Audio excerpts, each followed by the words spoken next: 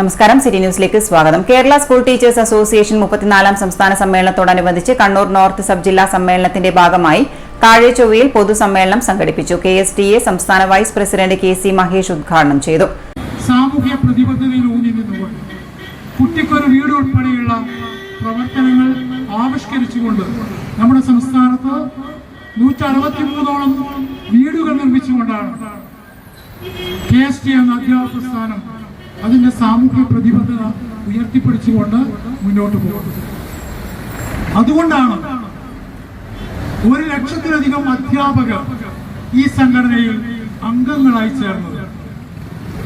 ഈ സമൂഹത്തിലെ മുഴുവൻ പേരും പൊതുവിദ്യാഭ്യാസ മേഖലയിൽ വിദ്യാഭ്യാസ രംഗത്തെ വിവിധ പ്രശ്നങ്ങളിൽ അവസാന വാക്കിനായി KSTA കാതോർക്കുന്നത് വളരെ ശ്രദ്ധാപൂർവം KSTA എന്താണ് ഇക്കാര്യത്തിൽ പറയുന്നത് എന്ന് പൊതുസമൂഹമാകെ ഉറ്റുനോക്കുകയാണ്. കേന്ദ്ര അവഗണനയ്ക്കെതിരെ പോരാടുക, നവകേരളത്തിനായി അണിചേരുക എന്ന മുദ്രാവാക്യമുയർത്തിയാണ് KSTA 34ാം സംസ്ഥാന സമ്മേളനം 2025 ഫെബ്രുവരിയിൽ കോഴിക്കോട് വെച്ച് നടക്കുന്നത്. ഇതിനു മുന്നോടിയായി യൂണിറ്റ് ബ്രാഞ്ച് തലങ്ങളിലുള്ള സമ്മേളനങ്ങൾ പൂർത്തിയായതോടെയാണ് സബ് ജില്ലാ സമ്മേളനങ്ങൾക്ക് തുടക്കം കുറിച്ചത്. കണ്ണൂർ നോർത്ത് സബ് ജില്ലാ സമ്മേളനം ശനിയാഴ്ച കണ്ണൂർ ശിക്ഷക് സദനിൽ വെച്ചാണ് നടക്കുക.